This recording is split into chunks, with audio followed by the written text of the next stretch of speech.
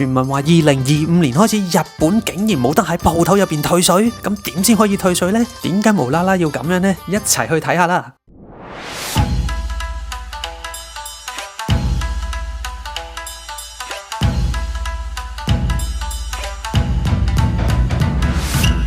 大家好，歡迎翻嚟樂遊日本，我係阿 T。今次就想同大家講下嚟緊2025年咧，日本嘅免稅制度啊，有可能會嚟一個大轉變。咁我哋平時喺日本買嘢咧，可以即刻喺鋪頭嗰度做退稅噶嘛。咁日本嘅政府最近討論緊咧，2025年之後咧，就將呢一個免稅退稅嘅制度咧改一改。咁究竟改成點呢？同而家有咩分別呢？咁我哋就而家開始講俾大家聽啦。咁開始之前，如果你仲未訂閱我嘅頻道嘅話呢，咁記得訂閱我嘅頻道啦。咁呢個頻道呢係關於一啲日本嘅小知識，即係嚟旅行嘅小貼士同埋旅遊資訊嘅。好，咁我哋就開始。咁首先呢，我哋講下個消費稅喎。喺日本買嘢嘅話呢，我哋大多數都會有10% 嘅消費稅㗎。咁而呢個消費稅嘅對象呢，係所有人嘅，但係有啲人係可以豁免嘅喎。咩人可以豁免呢？咁可以退稅嘅對象呢，就係一啲唔係住喺日本嘅人啦，即係持有短期簽證嘅旅客啦，或者喺日本逗留唔超過6個月嘅外國人嘅。咁而有邊啲人係唔可以退稅嘅呢？就係一啲日本嘅國民啦，同埋居住喺日本超過6個月嘅人呢，就唔可以享受到呢個退稅服務噶啦。咁所以呢，如果你係留學生而攞咗中長期簽證嘅話呢，就要留意翻喎，你係唔可以做退稅噶。第二啦，有啲乜嘢可以退稅嘅呢？咁譬如分兩大類嘅，第一類呢就係消耗品啦，第二類呢就係一般嘅商品。咁消耗品係關於啲咩呢？就係食品啊、化妝品啊、藥啊呢一啲啦。咁而一般商品就係買下衫褲鞋襪啊、電器啊、手工藝品啊呢一啲嘢呢，就係一般商品嚟㗎啦。咁消耗品方面呢，如果你一次購買滿5000 yen 至到50萬 yen 呢，呢個係唔連稅嗰個價錢喎。咁你就可以享受到免稅㗎啦。咁而且呢一啲物品呢，你買完之後呢，一定要30日之內離開日本㗎喎。而且咧，佢會 pack 好咗咧，係一個免稅嘅袋入邊，所以咧記得嗰個袋咧係唔可以喺日本境內打開嘅喎。咁而一般商品嚟講咧，都係5000 yen 㗎啦。而家大家一樣係5000 yen，咁記得咧都係唔連稅咧，5000 yen 或以上咧就可以做到免稅呢一個動作㗎啦。咁而呢一個咧係冇50萬嘅上下限制嘅，所以啲人買相機啊、名牌手袋啊嗰啲超過咗50萬咧，其實都係可以退稅嘅。不過有一樣嘢咧，大家要留意喎。呢一樣嘢雖然佢冇包喺嗰個免稅啊、退稅嗰個袋入邊啦，但係理論上咧，你都唔可以即刻喺日本使用嘅。你一定要將佢帶離境，跟住下一次你嚟日本嘅時候，你帶翻入嚟用就梗係冇問題啦。但係當一刻咧，你係唔可以即場喺日本嗰度使用嘅。第三啦，退稅嘅手續。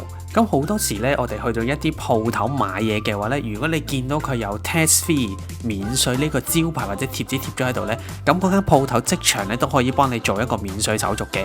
只要你出示翻你嘅 passport 啦，或者你喺 Visit Japan Web 嗰度整到嗰個免稅 QR code 出示翻俾店員咧，咁佢就即場幫你做10% 退稅嘅手續噶啦。完成咗退稅手續之後咧，好多時店鋪嘅職員咧都會將張單啦同埋免稅嗰份文件咧黐咗或者釘咗喺你個 passport 上面嘅。咁記得我哋喺日本境內嘅時候咧，唔好搣咗佢，因為當我哋出境去過海關嘅時候咧，有時候有啲關員咧都會幫你搣翻去收走咗嗰一份紙嘅。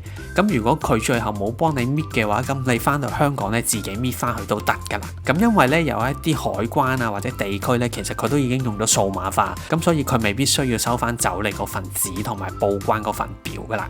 好，第4點，有啲咩要注意嘅呢？第一樣最緊要嘅嘢呢，就係你俾錢嘅時候，記得要同店員講話你想要做退稅呢個動作喎。咁你用英文 tax free 呢，咁好多鋪頭呢，其實都會知道你想講乜嘢噶啦。咁點解咁樣講呢？因為有陣時呢，佢哋日本嘅職員呢，真係未必知道你係咪外國人啊，或者係點樣呢？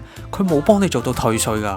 如果你唔問呢，咁你可能就真係冇幫你退稅呢。咁佢收晒錢之後再整呢，一係就整唔到啦，一係咧就好麻煩，要等好耐。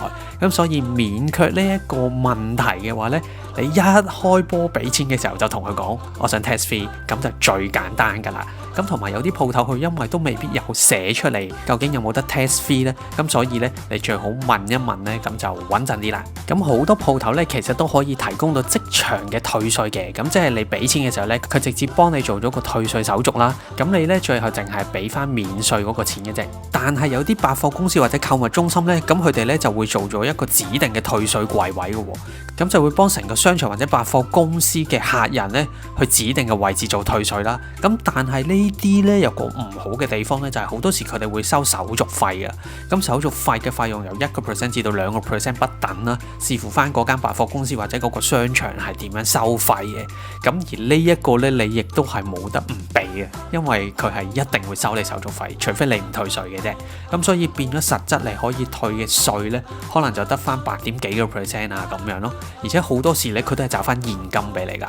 之後仲有呢，就係退稅呢，係唔包括一啲服務嘅費用噶喎，例如你食嘢啦、住宿啊或者係溫泉稅啊呢啲呢，係冇得免稅同退稅嘅。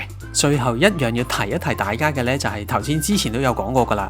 如果你喺旅行途中買咗嘅嘢而有做到退稅呢個動作嘅話呢，咁記得嗰一樣商品呢，就一定要帶出國嘅。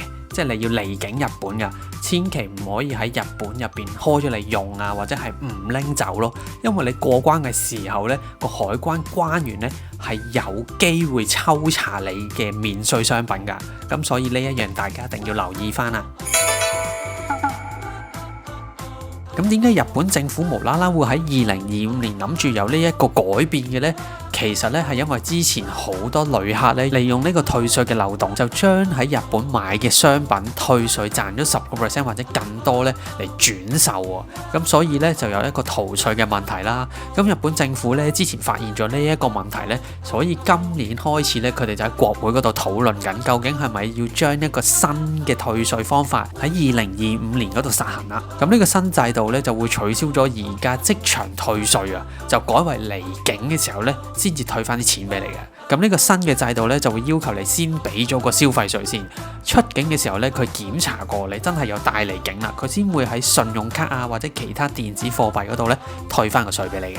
咁我自己就覺得幾麻煩嘅其實，因為而家買嘢你可以即刻退稅啦，咁變相你已經係平咗噶啦嘛，咁你有多啲彈藥可以繼續買嘢啦，同埋始終人人去買嘢嘅鋪頭唔同啦，變相咧就會分散咗咧唔同嘅人去做呢一個退稅動作啊嘛。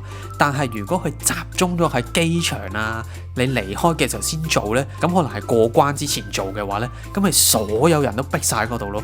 咁需要嘅時間呢，一定會耐過你喺每一間店鋪自己退稅呢一個動作噶。如果真係實行嘅話呢，大家呢就唔止早1-2個鐘去到機場，可能要再多2個鐘去機場呢做呢個退稅嘅動作。咁你諗下都幾麻煩噶。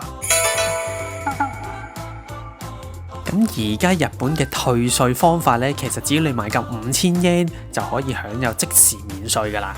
咁但係新制度好似頭先所講啦，你要先俾咗個消費稅個10% 先，出境嘅時候咧先至可以再申請翻退稅噶。咁據稱咧就冇咁繁複啦，同埋所有嘢咧都係數碼化嘅。